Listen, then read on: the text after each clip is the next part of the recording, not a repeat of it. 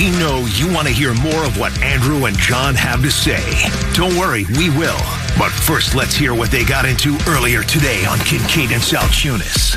Jalen Carter is not unhealthy. Jalen Carter is, in fact, if things do not change in the next 6 weeks before training camp begins, I'm going to tell you now with certainty that he is going to stage a hold-in. You know what a hold-in is? Yes, he'll be there, but he won't be participating. Yes. Now, he'll be there. He'll be in the meetings. Right. He'll probably work out to stay healthy and do those things. But Jalen Carter will be in a hold-in at the request of his agent if he does not have a new contract by the time training camp begins in 6 weeks. On June 10th, the two sides were not close to a contract extension, and the two sides were not progressing smoothly towards a contract extension. It wasn't something that you just go, this is going to get done. It's great. Do I think a deal will get done eventually? Sure. Do I think there's a lot of bumpy terrain between now and the deal getting done, Connor? I do. Unless a lot changes in the next 6 weeks, I'm going to tell you we will be talking about a Jalen Carter hold-in.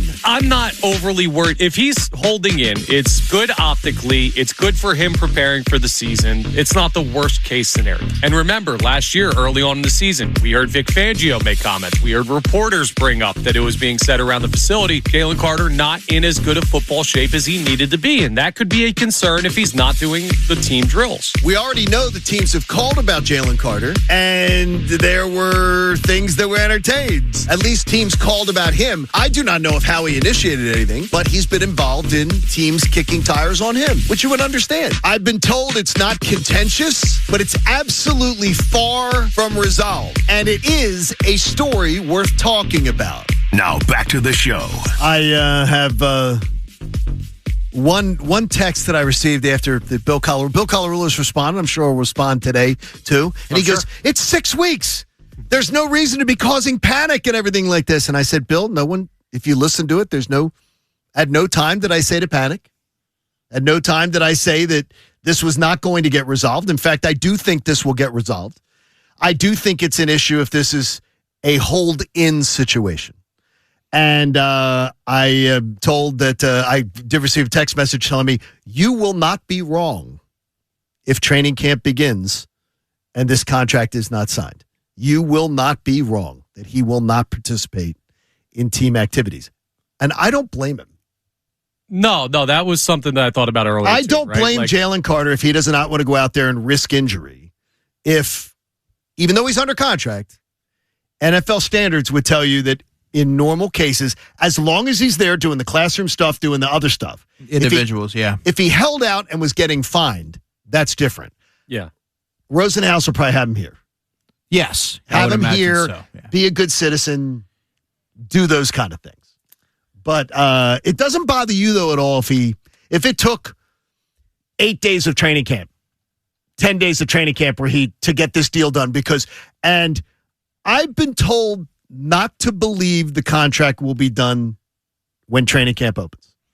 That's how far apart the camps are right now, supposedly. Yeah, I don't think there would be cause for concern as long as Jalen is able to maintain, stay in shape and do things like that. And supposedly there is no acrimony. There's no I hate you, you hate, there's no acrimony. So this is not.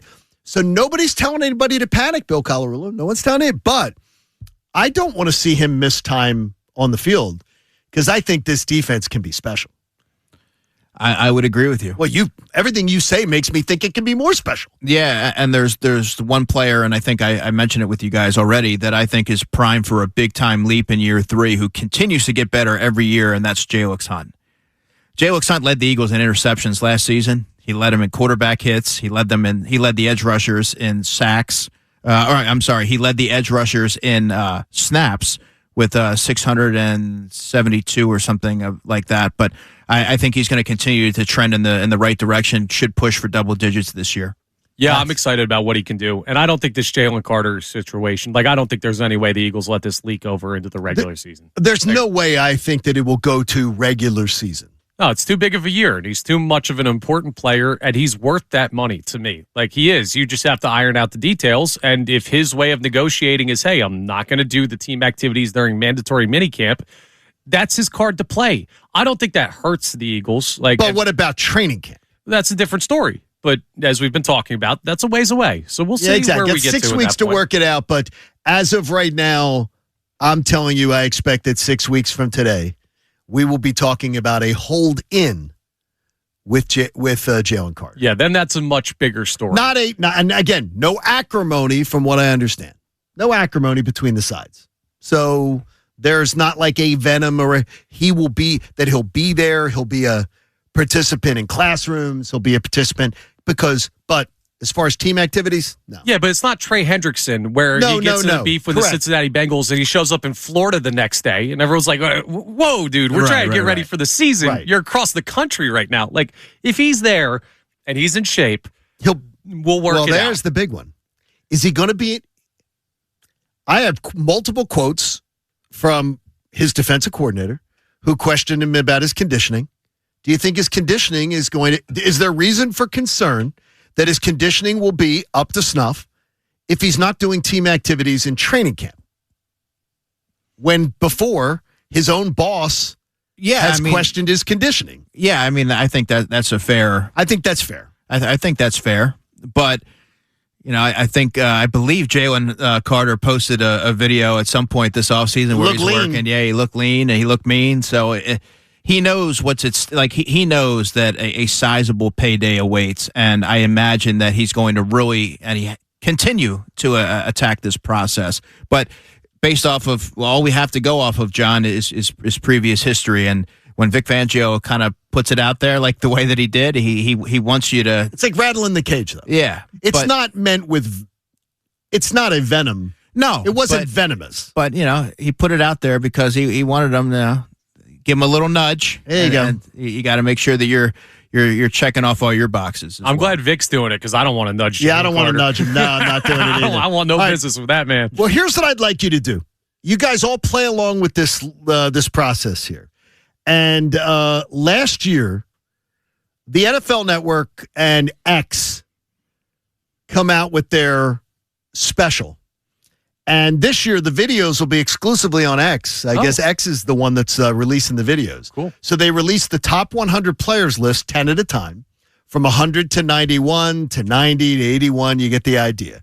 And the players have already voted on the top 100 players of the NFL. If you remember well, just for you, last year, Saquon Barkley, by his peers, was voted the number one player in the NFL. Jalen Hurts was voted the 19th player in the NFL. Lane Johnson was voted the 23rd best player in the NFL. Zach Bond was 26th. A.J. Brown's gone to New England. We won't talk about him, but he was 29th. Jalen Carter was 43rd. Quinyon Mitchell was 49th. Cooper DeJean was 60th. Jordan Mailata was 69th. Nice. Okay. Of those 8 players on the list, and we're not going to talk about A.J. Brown because New England radio can talk about him. 7 of them are returning. So I'm going to ask you guys one by one. We're going to go one by one here. Which of them your votes have to be? Will they be potentially higher on the list, lower on the list, or off the list completely? Now, obviously, Saquon Barkley does not have an option to be any higher than the best player in the NFL. So, does Saquon appear on the list of the top 100 players? The recency bias. And how far does he fall? Because you're number one, you're going to fall. Yeah. But how far does he fall? I certainly believe that he will be on this list. And this offense, much has been made about the passing. I think it's all about the run game. And Saquon's prime for a big season. So, I think we'll be fairly high, 15, we'll say. Yeah, I was thinking something in the high 20s, low 30s, just because of the production from last season. Yeah, I would say like 15 or 18. Okay, so DiCecco goes like the 15 to 18 range. Connor, I'll give you a little range too. Yeah. Because I'm going to look back at this. You know I like to do this. 28 to 35. No. He went 15 to 18. Make it small. I went lower, so it's a bigger range. No, you got to tighten it up. 28 to 34. No, you got to tighten it up. 15 to 18. He gave you 4 numbers. I'll give you 4 numbers. 29 to 33. I'll give you 32. That would be 4 numbers. You really are bad with numbers. All right, Connor gets 29 to 32. The edge numbers. All right. Jalen Hurts was 19th last year. Is he higher, lower, or off the list completely? He's not off the list completely. He's on it. Last season wasn't even a good passing season, really. Like, the offense didn't function as one of the better offenses in the league. You get a 4-number range, just like you did in the last one. I'll say 22 to 25. So you don't have him dropping far. No, well, I think he's going to be effective, but the driving force of this offense, at least in my view, is going to be Saquon. Now, remember, though, the players are voting. The votes are already in. So the players in the NFL have already voted on where they see Jalen Hurts. Oh, okay. No, this is already voted. This is where they've already voted. So did you know the criteria? They've already voted on it. They're ranking the players in the NFL right now. Based on last season. So they're peers. Right. No, okay. as of today. They're saying as of today, but there's the recency bias. That's how Saquon was number one going into last year. Yeah, I don't think Jalen's going to drop very far. I'll say 22 to 25. Okay. I would say 44 to 48. I think he's going to drop significantly. I think he's going to drop into the 50s. I think he's going to drop into the 50s. I think Saquon's going to drop into the 30. I think Saquon's dropping further. Remember, than you have him. Jalen Hurts was coming off a Super Bowl MVP when he was 19th. This was a team first-round exit where A.J. Brown left the organization and they've changed the offensive style. And part of that, now you could take whatever percentage, but part of that was questions about Jalen Hurts' ability to throw at the highest level. Yeah. I'll say maybe 32 to 35 then. Okay, so you're going to go 32 to 35. Okay. Taking everything into consideration. Okay, yeah. I think there are only 2 guys on that list from last year that will be in a higher position. Well, that's where we're gonna get to that because it's good. I'm going to go that Jalen Hurts. I'm going to put Jalen Hurts 52 to 55. Okay. Wow, that's a big drop. I'll say, 32 to 35. I'm going to go big drop with Jalen. All right, here we go. Just from his peers. Lane Johnson's at 23. Now, remember, coming off an injury-ravaged season. Where do you think 23. His peers rank him going into this year? He was 23rd going into last year. I think he's still highly thought of. I'll say right around this. You get a 4-number range? Yeah, I'll say 27 to 30. Okay, so you get 27 to 30. I mean, so you have a slight drop. When he was healthy, he was the same player that he's always been, and now he is healthy. That was pretty much exactly where I was thinking too. I'll go a little bit lower just because of the age thing. Right. I'll go 30 to 33. So you're going a little lower, 30 to 33. I'm going to go. I'm going to be the bad one in this. I'm going to go. I'll go 30. I'm going to go 31 to 35. I'm going to go 31 to 35. I think he's fallen into the 30s, but not a lot. I just think that's a recency bias of what people saw last year. Zach Bond. Last year he was 26th. I think there's going to be a drop. He'll be in the 50s at best. And I don't know that that's deserved. And that's what, Andrew, I'm really interested in what you have to say about that. I think he's going to have a drop-off. Like, that's going to drop off. Yeah, but he had a really good season last year. He hasn't played the position very long. He's grown into his role. He's a team leader for the Eagles. I think he's viewed. He's viewed very highly around the NFL. I'll say 35 to 38. So you get 35 to 38. Okay, Connor?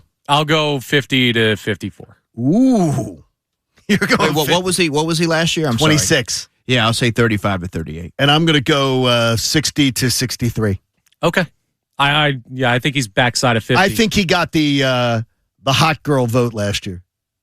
I think he was the hot girl everybody all of a sudden, he was the hot name. Yeah, he was the defensive player of the year nominee. He is one of the best off-ball linebackers in the NFL. Sure. And it's not just reflected in tackles for loss. He can sack the quarterback. I think he had 3.5 sacks, can take the football away. It's a really well-rounded player. Jalen Carter was 43rd going into last season. Is he the first one to climb to be better? Well, he's coming off the injury-plagued season. I don't see it.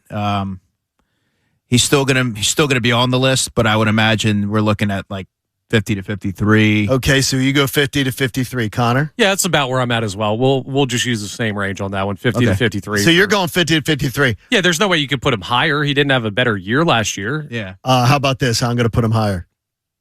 On what grounds? I think he jumps. I think because I think these votes are what your peers think of you. I think his peers are going to vote him higher. I'm going to go 39 to 42.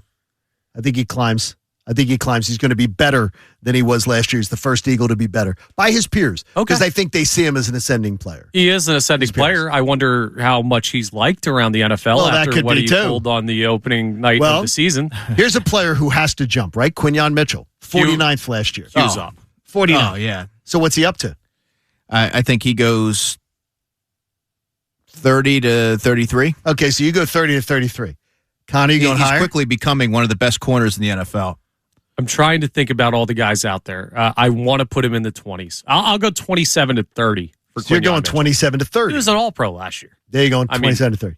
Yeah, I mean, and I think if he, and it's not Quinyon, if you watch the games, you know that you can see the dominance week in and week out, but maybe some of the other corners have the interceptions to go with it. But players will know that. Yes, players will be able to say. Exactly. That's what factors in here. I go lowest of the number. I go Kincaid 23 to 26. Okay. I think he is going to get a big jump from 49. I think he's jumping into the top sort of 25, that he'll get a big jump. Cooper DeJean, 60th last year. How high does he jump? 26 to 29. I think. Holy moly, that's a jump. I think Cooper DeJean's going to have a breakout season. And this is someone who can play. This is his peers, right, exactly. But last season, he took a leap. He can play three different positions. Sure. That's a jump. Yeah, my gut feeling would be 35 to 38, something around in that range. All right. He's a guy that is really, really well liked around the league. He's well liked. Yeah, and I think we all know why Cooper DeJean stands out a little bit in the class that he's in, and maybe that gets more eyes on the way that he plays. Are you racially profiling? Listen, man, the white corner is going to stand out. Let's not lie. And well, he does. Coop gets a lot of love for that, but also for his play. And he had a solid year last year. I don't know. We talked about this just real quick aside. Better year last year or rookie year?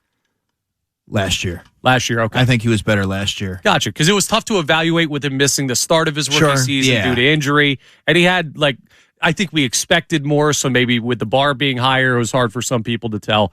He's going to be higher on the list. And he continues to take on more responsibilities. Great point. Highly intelligent football player. Quinyon Mitchell as well. These guys are, I mean, the Eagles have a embarrassment of riches there at corner. Last one, Jordan Mailata. He was 69th last year going into the season by his peers, voted 69th. Is he better? Less? He didn't have a great year last year. He didn't have a great year, but it was sort of the outlier for him. I think the league is well aware of the player that he is. I would maybe say 60 to 63. Okay. He gets 60 to 63. Yeah. I'll say 55 to 58. Oh, you go 55, 58. Okay. I'll go slightly lower on the list. I'll go 71 to 74. I think he's generally in the same neighborhood as he was last year. Okay. I think that respect holds. So 71, 74.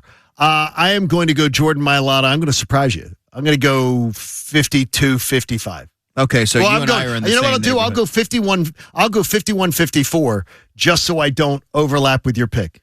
I think Jordan Mailata is going to rise, and that's going to be surprising because we didn't think it was necessarily the greatest year. But so we're in the same neighborhood. Same neighborhood. Yeah, we're in the same block there. Any Eagle that will crash the list?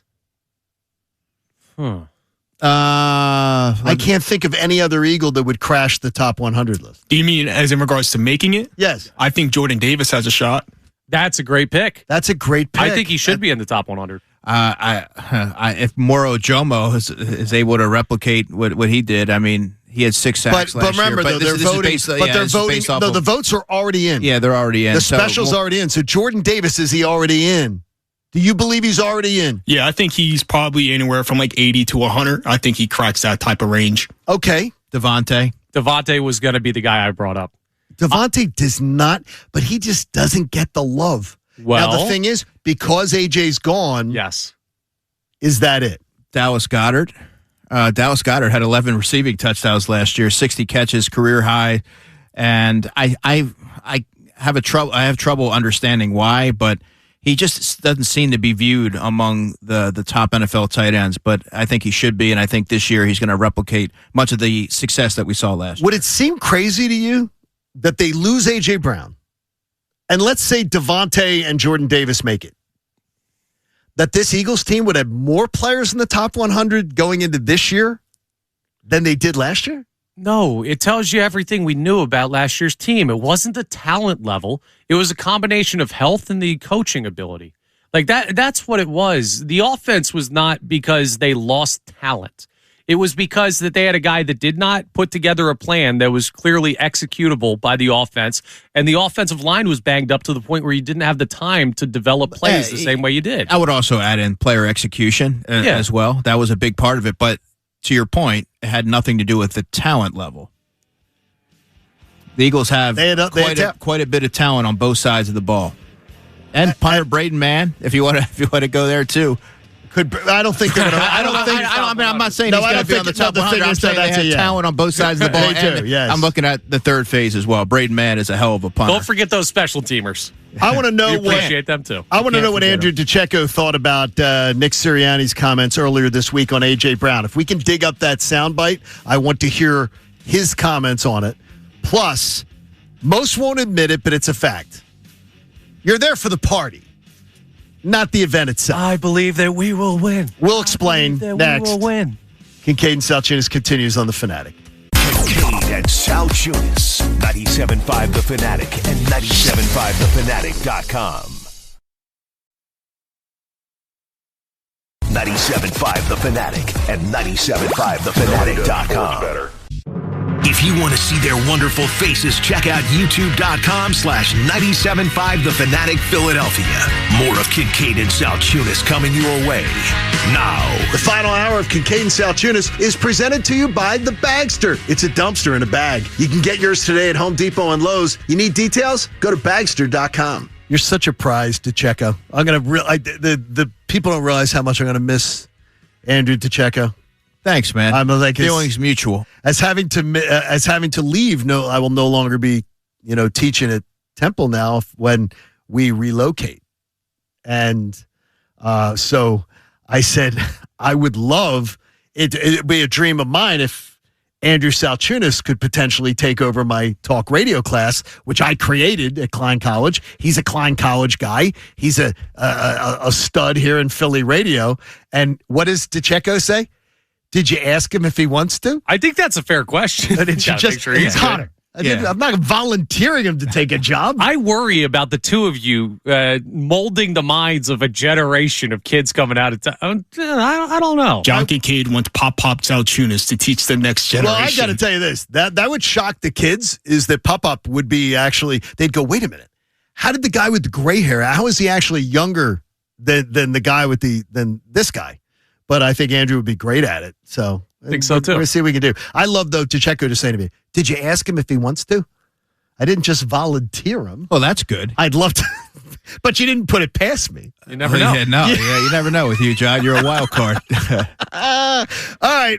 Speaking of that, by the way, if you read the front page of today's Philadelphia Inquirer, my next-door neighbor, Mark McLaughlin. We love the McLaughlins. In fact, one of the greatest things about building our house and living in our neighborhood was living next door to the McLaughlins. Mark's father, now Mark went to Judge, so he went to a girls' school, but his father went to North Catholic. Okay. And his dad, Benny McLaughlin, is featured on the front page of the Inquirer today. Oh, that's awesome. In a piece by Mac Breen. He is the Philly soccer pioneer who couldn't get off work to play in the World Cup. You have to read the story, but he was part of the reason that the U.S. team qualified for World Cup play in 1950 and then couldn't get off work. You'll have to read the story. Matt Breen did a beautiful job with it. And Matt Breen does a great job with mostly any story he touches. But go read the story about Benny McLaughlin and read about it. And then Mark got the smarts in the McLaughlin tree. He got a lot of smarts from it. He didn't get his father's Studley athleticism, because I played golf with him and everything. Yeah, I feel him, though. They asked me if I wanted to play on this year's team, and I was like, I got to do Kincaid and Salchunas. I'm sorry, I can't make it. So Team USA is going to be down a man tomorrow night. The way you walk doing anything on Mondays, it's like you just sort of, I don't know if it's the way you walk. I'm shifty. You think I'm slow, and then I'm quick, deceptively fast. It's the short area quickness about Connor that they don't know about it, Andrew. It's really the notable piece of his scouting report. The 3-cone drill, and you're going to see something special. Go read it, though. Benny McLaughlin, and from North Catholic, a school that accepts that men go to. So, again, check that out. Just admit it, Connor. And Andrew DiCecco, too. I know. Andrew DiCecco likes a party on his terms. Yeah, on my terms. On his terms. You are who's there? How many people? You are of the Ricky Batalico DNA. Ricky Batalico wants to know who's there. How many people? Who's coming? What's going on? But then you're up for the party. Well, that's why Ricky and I just hit it off right away. Once you've hit the criteria, the two of you are in. But you're in for the party, but there's certain criteria that must be checked. Yes, and it would be. I'm pretty infrequent, so it would have to be like the rare occasion. Otherwise, I'm kind of just reclusive in that way. I'm looking forward to the World Cup soccer tournament, and I'm looking forward to going out and watching some of these matches that the USA is involved in.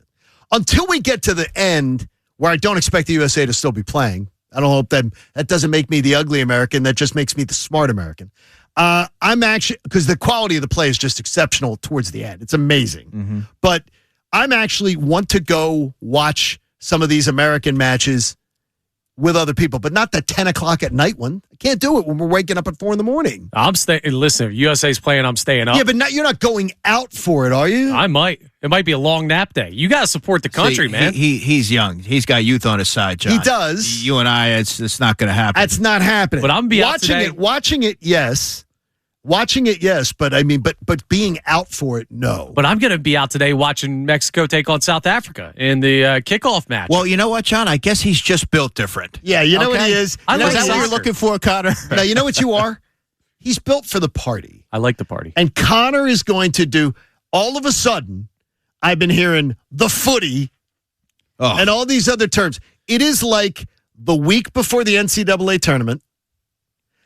The weekend like 3 days before the Kentucky Derby, and Connor is going to be one of these people. And you all work with them.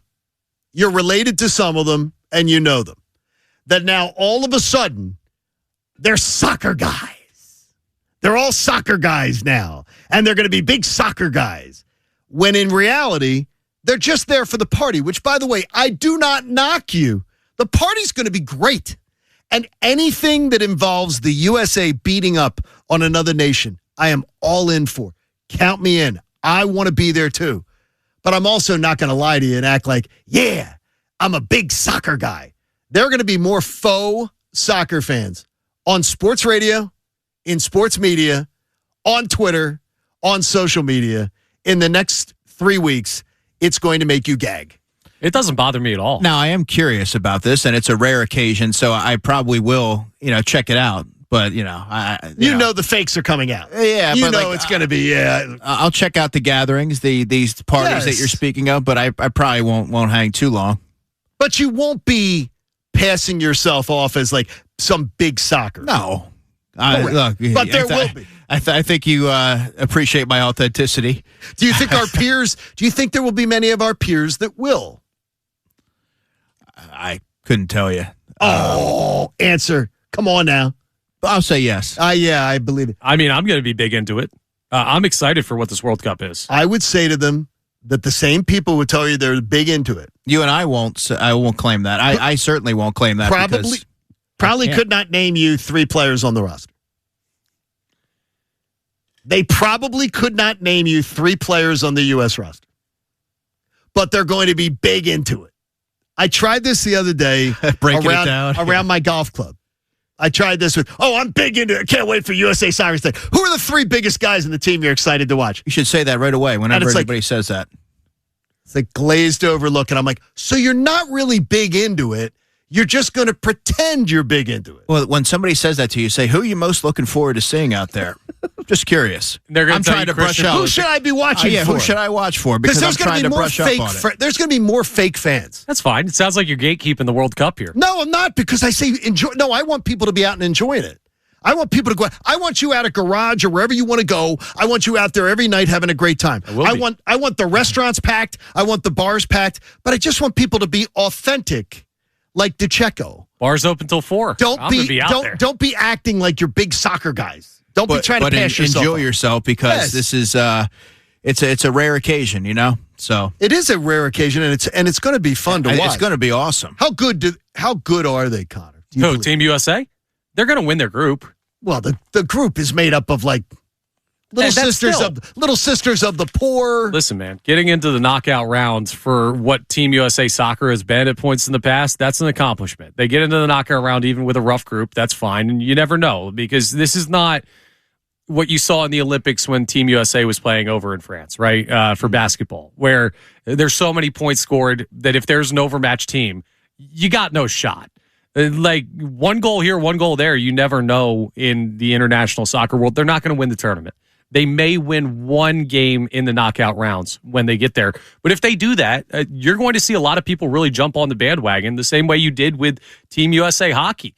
And obviously that team was a gold medal contender. And I love the people. I'm okay with the people, like everybody jumping on and saying, hey, put on your red, white, and blue and enjoy yourself. So what's your number, John? Have a good time. We have about 22 heads here at the Fanatic. And just doing a quick yay or nay down the list of, the wonderful employees we have here. Like who could be the fake fans? No, because I said people that have actual general interest. I'll give you some names. Okay. Ray Dunn. Yes, interested. Yeah, absolutely. And by the way, authentic interest. You got Nate in the back. You have Rodman in the back. Who Hooters pants? Nate, male Hooters girl. Nate, absolutely authentic. And yes. And we also have Matt Menark. Matt Menark, authentic, huge soccer guy. And honestly, that's kind of where my list goes. Sean Brace will probably be. Sean Brace. I was thinking Brace, but Brace. But when you hear Brace, you don't know sometimes if he's being a smart aleck or if he's actually in. So Sean too. I know this. Sean will make the effort to make sure that if he's acting authentic, that he's made the effort to. John Marks has a lot of DiCecco DNA. John Marks doesn't try to fool his audience. John Marks doesn't try to pretend what he's not. Now, I'm not going to lie. I've always wanted to get into soccer. I've had good conversations. I think going back to my rookie diary with Eli Ricks, he was a big soccer guy, and I just don't have the bandwidth to be able to get into that sport. All my energy and effort is put into covering the Philadelphia Eagles and learning even more about the intricacies of the game as it evolves. Tomorrow night at 9, Team USA plays. We can go out, grab a couple pops. I'll teach you a thing or two. Like you can't use your hands in this. Connor 9. Trying to, teach me the game. He could, though. He could with some of it. Also, if you want to learn more about the game and more about some great events, you can join John Marks and Sean Brace and Ray Dunn live from Bet Parks today, Sportsbook at Parks Casino. They're out from 10 to 2, so they're not in studio. They're out for the Bet Parks Summer Soccer Fest. So that comes your way next. I was 62% against the spread last year in the NFL. I could teach you a little bit about gambling in the NFL. I don't gamble. I can be going out, hey, you love Parks Casino. Hey, we're going to get the final poll results on the Jalen Carter poll, and we're going to put a big bow on today's festivities. Plus, we're going to be ready to throw it up to Parks Casino coming up in just a few minutes. Kincaid and Saltunis wrapping up on 97.5 The Fanatic. Kincaid and Saltunis, 97.5 The Fanatic and 97.5thefanatic.com.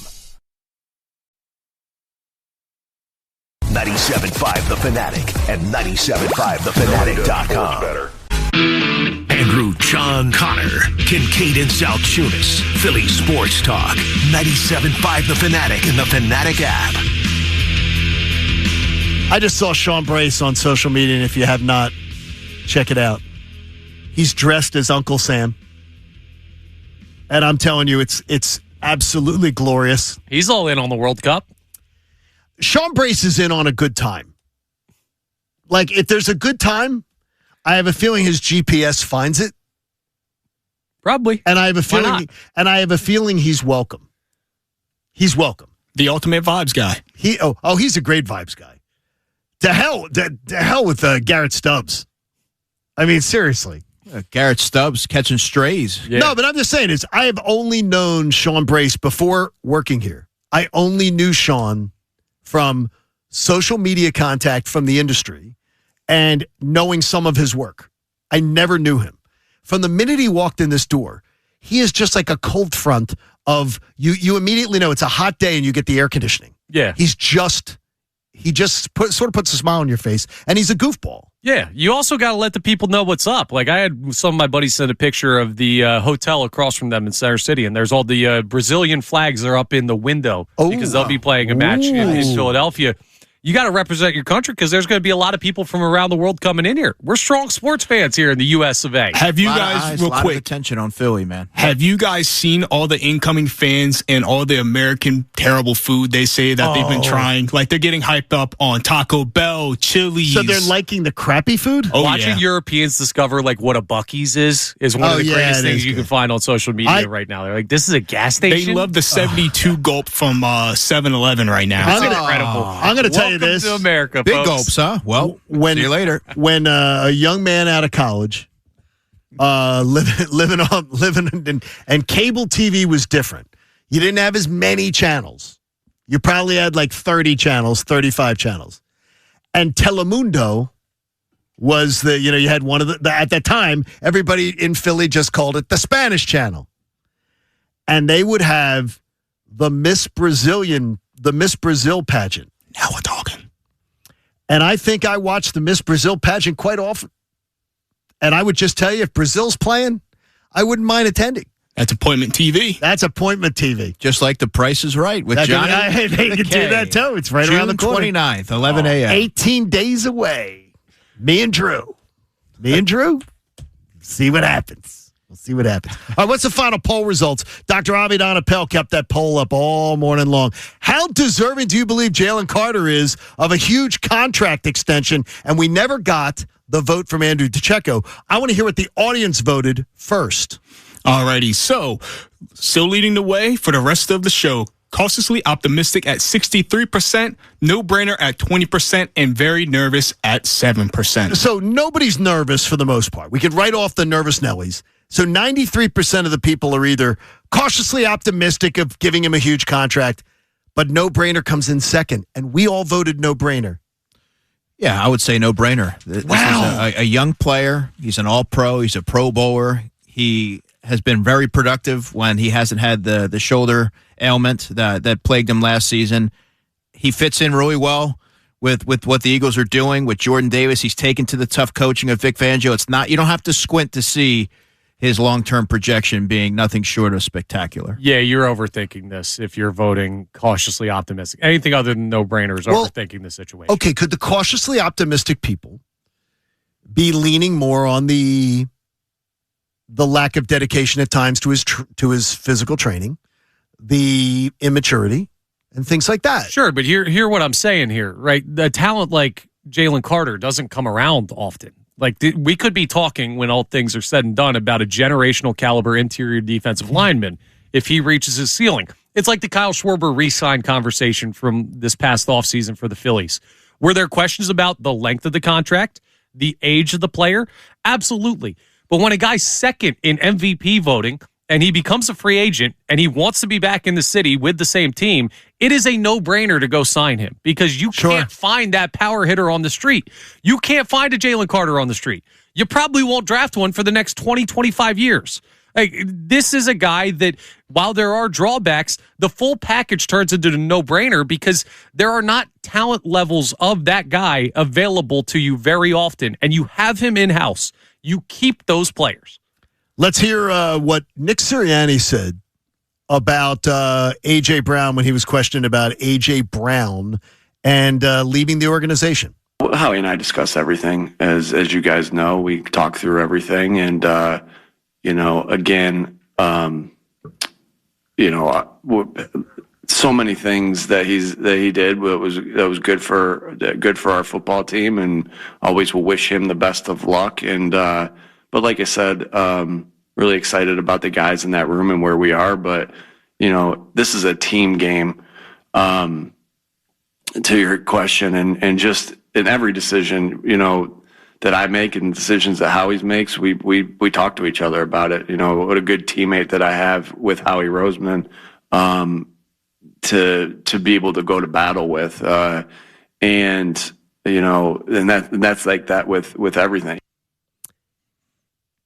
How pointed did you think that was? His comments? Yeah, I didn't think it was especially strong, one way or the other. Now, I assume you're thinking about the team. Well, he says about it. He goes, he says about being he's pointing out there is that.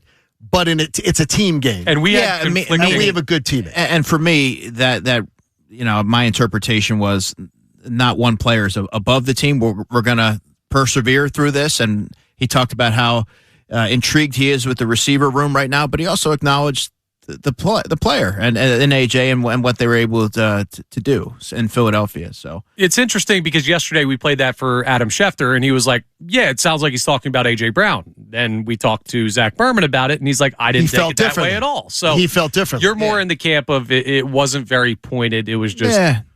I didn't read it as pointed comments or anything. Okay. Well, remember, he went also on to everybody wants to be an all-pro. Everybody wants the stats. But it's about the team. It's about team winning. Yeah, but that's a common sentiment that Nick Sirianni has in different ways. Oh, yeah, it is. In different ways has sort of conveyed over the years. He's all about the team concept. How many times have you heard him say, the beautiful thing about this game is that it takes everyone and things like that. And understand that in this system, there's going to be a lot of spraying the football around. Thank you, Nate. Thank you, Rodmania. Thank you, Austin Jones.